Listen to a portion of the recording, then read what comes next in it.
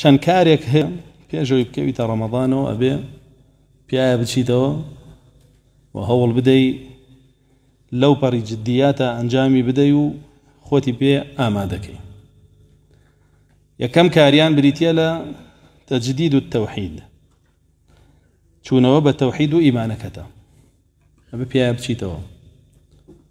نابێ هەر ئاوا سادە داخڵی ڕەمەضان بی کۆرە ڕۆژەکە ئەگرم و تاو، ئەگەر پێشم بگیرێ هێشتا بڕیاری یەکجاری و نایەوە. ئەبێ هەوڵ بدەی پێشەوەی داخڵی ڕەمەضان بی جوان جوان بچیتەوە بە ئیمانەکەی خۆتەوە بە تەوحیدەکەی خۆتان تازی بکەیتەوە، چونکە تەوحید لە پێش ڕەمەضانەوە. هەموو ڕەمەضان بە ڕۆژوو بی، هەموو ڕەمەضان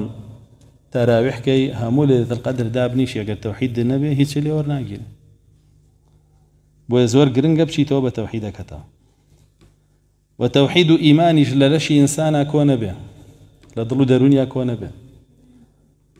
رسول الله صلى الله عليه وسلم وأفرمي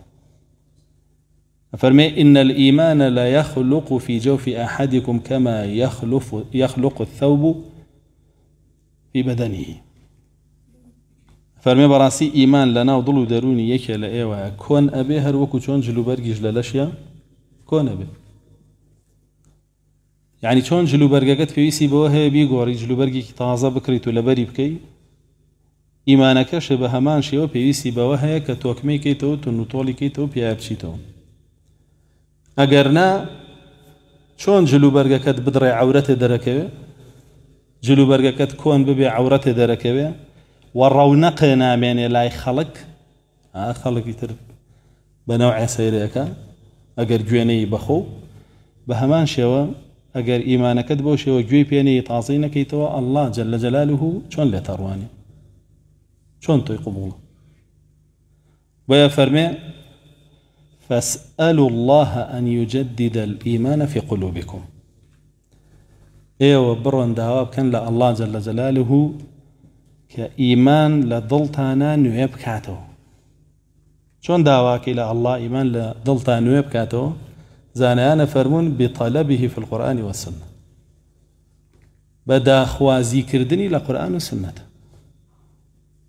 هیچ نەبێ بچۆرەوە بە چەند ئاەتێکە کە باسی تەوحیدەکە، باسی ئیمانەکە.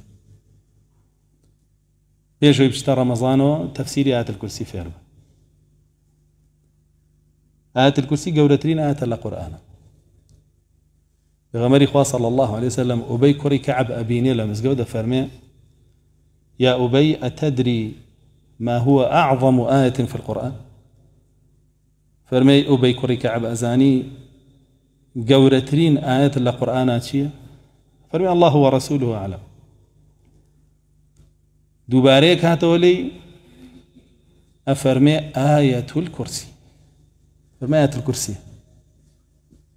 وبيتانا لم تفسير آية الكرسي فير بني جنبه سأزانا به. رسول الله صلى الله عليه وسلم فرمي بأبي إنك لا يهين عليك العلم. فرمي براستي تو كسيكي وردبيني لزانستا، فيربوني زانست بوتو آسانا، چونك كسيكي هو شد هيا شد درككي عقل هيا ورد بيتو أرواني باشا بوتشي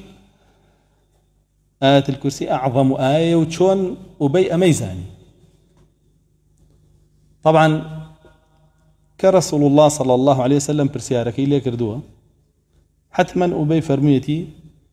جاري قولترين شد لم ديني إيما أتشيه توحيدا. أنجا قراء بزاني كام آية زورترين قرنجي بتوحيد داوة سيري كردو آية الكرسي.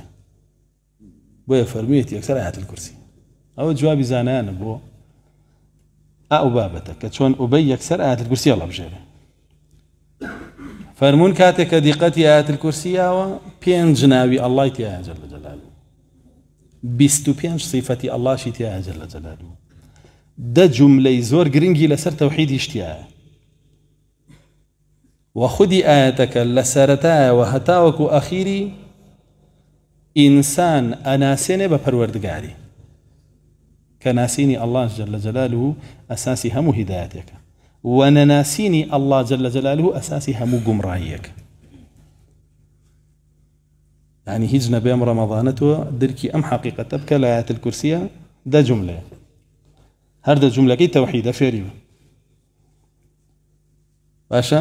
هەر سەرەتاگەی بەچی دەست پێکە الله لا إله إلا هو وجملة يكميتي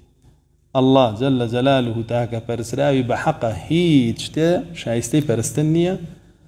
كب پرسري همي ببطالة پرسري ويا پرسري وأهلك أشياء مي أهلي بطالة ومي أهلي كفر وشرك أنجا ولا توزي هلو يستيب كلا بردم پرستنا بزانا پرستن چيا أنجا بزانا صرف كردني بو غيري الله جل جلاله چونه أنجا دعاء بروبو الحي القيوم أنجا بروبو لا تأخذه سنة ولا نوم جملة بيقرأ دراسة بك إما تفسير ما كردوه نعم يسا تفسيري كم تفسير إمام ابن كثير بس ساعات لسري روشتي ودو درشتي بان باس كردوه وبابتا ويكا بيقشت بي بختي إيمان تعظب كرو بوهات كأعظم آيات لقرآن أو زورترين توحيد وإيمان اشتيا بويا هنديك تلزانا أنا فرمون كان لقرآن والسنة طلب كرت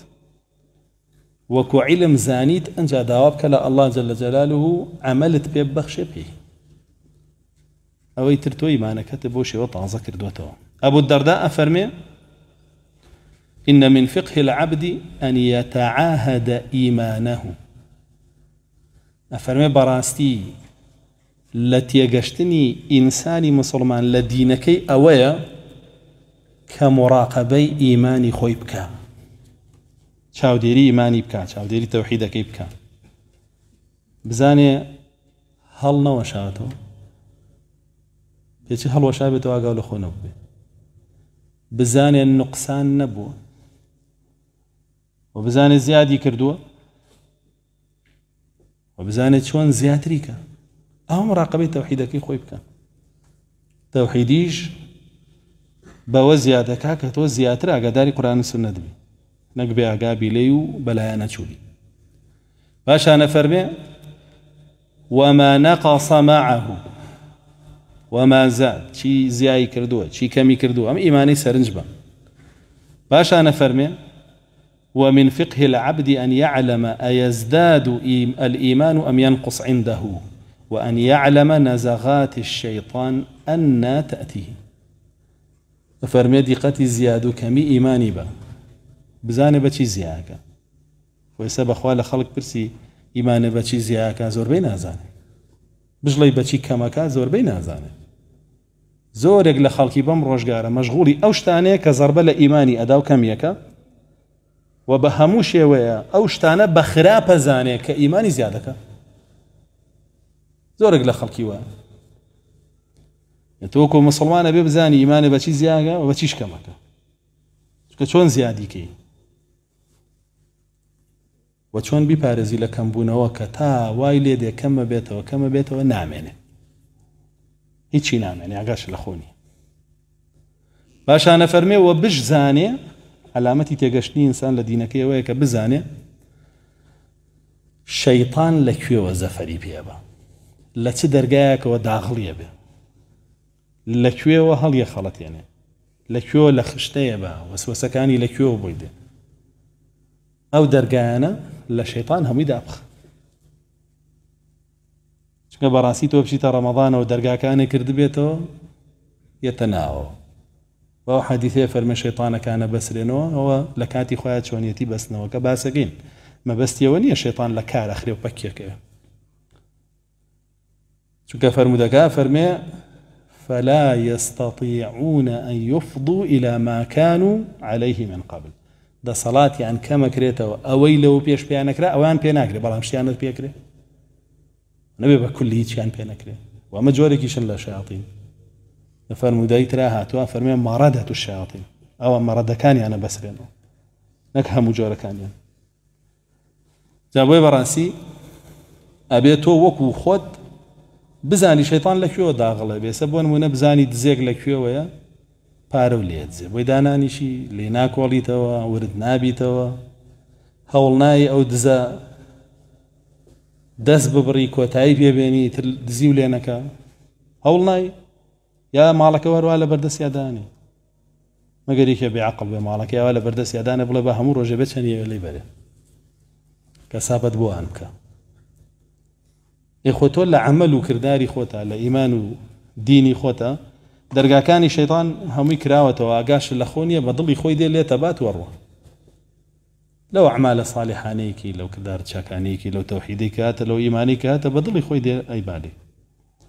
وێ بەڕاستی ئەو پەڕی عاقڵیە کە بزانی شەیطان لەکوێوە بۆت دێ و چۆن بربەست دانێ ئیتر نەتوانێ داغەڵە بێ لا فرموديك ترى رسول الله صلى الله عليه وسلم فرمي جددوا إيمانكم بصحابة كان فرمي إيمان تان نويب كانوا فرمون شون أي بيغمري خوا صلى الله عليه وسلم وكيف نجدد إيماننا شون إيمان ما نويب كانوا أفرمي أكثر القول من لا إله إلا الله يا أكثر من قول لا إله إلا الله فرمي إيه والزور بلين لا إله إلا الله زور بلين لا إله إلا الله لدمت أنا دم زور بيلين هر بدم نابه ورنها جيله لضلو درون تانا زور دوباري كانوا بيتشسبينن بابا ناختانا روبتي لكرداريش تانا او كرداراني توي كي اگر بو غيري الله به او بزماني حال عليه من مشرك من اهل لا اله الا الله ني شو كيمان او سيانه سرتا فرمدكا فرمي جددوا إيمانكم نال لا إله إلا الله بتنيا إيمان تان نويب كانوا بشي بوتني لا إله إلا الله زور وتني بدمي وتني بضله وتني لكردارك أنت رجعوا كردي أما